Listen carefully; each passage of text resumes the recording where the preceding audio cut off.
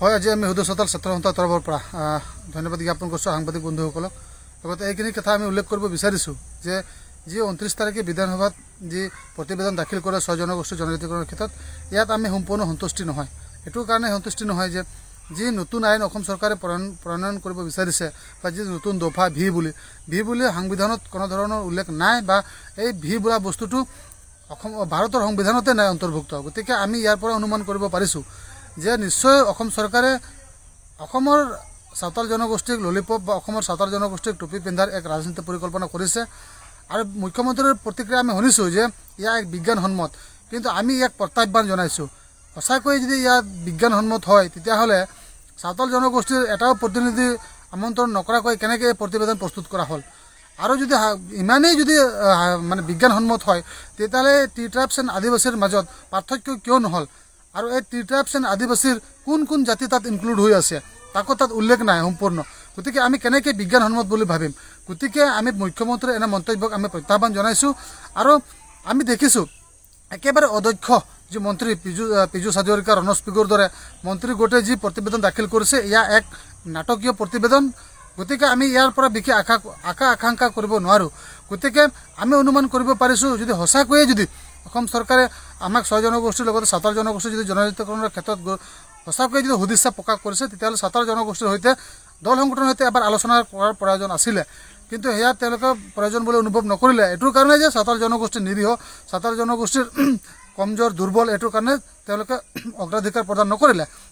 ঠিকে আছে, কিন্তু চিচিটোৱে যি অসম চৰকাৰৰ প্ৰতিবেদনৰ যি দাহ কৰাৰ পিছতে মুখ্যমন্ত্ৰীয়ে তাৎক্ষণিক ব্যৱস্থা কৰি আজি মুখ্যমন্ত্ৰীৰ ৰণোজ পেগু আৰু কেশৱ মহন্ত আৰু পীযুষ হাজৰিকাৰ সৈতে তেওঁলোক আলোচনাত বহিছে। তাৰ মানে এইটোৱে মিনিং কৰিছে, এইটোৱে বুজিছোঁ আমি চিচিটোৰ মতে অসম চৰকাৰ আৰু মন্ত্ৰী গোটে উঠা বহা কৰিছে। ইয়াৰ এক দুৰ্ভাগ্যজনক কথা। আমি কাৰো বিৰুদ্ধে নহয়। চিচিটোক যেনেধৰণে অসম চৰকাৰে গুৰুত্ব আৰোপ কৰিছে, গুৰুত্ব প্ৰদান কৰিছে, তেনেধৰণে 6 জনগোষ্ঠীৰ মূলৰ যি সাঁওতাল জনগোষ্ঠীক আচলতে গুৰুত্ব প্ৰদান কৰিব লাগিছিল।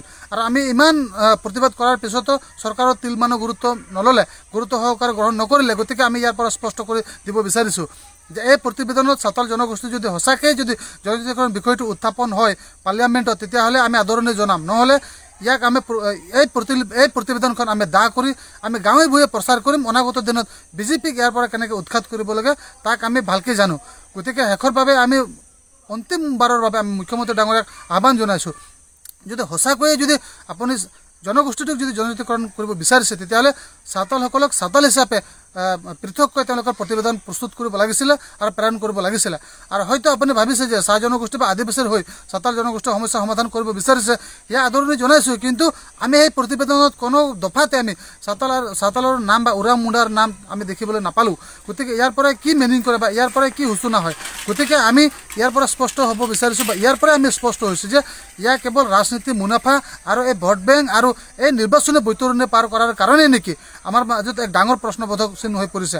গতিকে ইয়াৰ পৰাই আমি অসম চৰকাৰক আহ্বান জনাম, যদি সঁচাকৈ যদি বিজ্ঞানসন্মতভাৱে প্ৰস্তুত কৰিব বিচাৰিছে তেতিয়াহ'লে সাঁওতাল জনগোষ্ঠীৰ প্ৰতিনিধিয়ে তাত অংশগ্ৰহণ কৰিব লাগিছিলে আৰু তেওঁলোকৰ আলাপ আলোচনাৰ মাজেৰে এই প্ৰতিবেদন প্ৰস্তুত কৰিব লাগিছিলে। কিন্তু চিচিটোৱে যিখিনি কথা কৈছে সেইখিনি উল্লেখ আছে, আমি শুনিছোঁ মুখ্যমন্ত্ৰীৰ মুখৰ পৰা। আৰু চিচিটোৱে আজি এই অনুষ্ঠানত তেওঁলোকে আলোচনাত বহিছে। তাৰ মানে বুজিছোঁ কি চিচিটোৱে যিখিনি কথা কৈছে, চিচিটোৱাৰ মতে অসম চৰকাৰ আৰু মন্ত্ৰী গোটে উঠা বহা কৰিছে, তেওঁলোকৰ মতে প্ৰতিবেদন প্ৰস্তুত কৰিছে। তাৰ মানে ইয়াত যে সম্পূৰ্ণ ত্ৰুটি থাকে, এই যে ভুল প্ৰতিবেদন, এই যে ত্ৰুটিপূৰ্ণ প্ৰতিবেদন, এয়া আমি নিশ্চিত হৈছোঁ। গতিকে এই প্ৰতিবেদনৰ পৰা আমি বিশেষ আশা কৰিব পৰা নাই আৰু আশা নকৰোঁ। গতিকে আমি সাঁওতাল ছাত্ৰ সন্থাৰ প্ৰতিনিধি দলে দিল্লীত গৈ এই বিষয়ে আমি আলাপ আলোচনা কৰিম। যিবিলাক হোম মিনিষ্ট্ৰী, যিবিলাক গৃহ বিভাগ আছে, গৃহ বিভাগৰ লগত আমি আলাপ আলোচনা কৰি এই বিষয়টোক পুংখানুপুংখভাৱে আমি বুজাৰ পিছত আমি অসমলৈ যেতিয়া উভতি আহিম তেতিয়া আমি অসম চৰকাৰে আমাক প্ৰতাৰণা কৰাৰ ফল ভুগিবলৈ আৰু ভুগুৱাবলৈ আমি সাঁওতাল ছাত্ৰ সন্থা বদ্ধপৰিকৰ।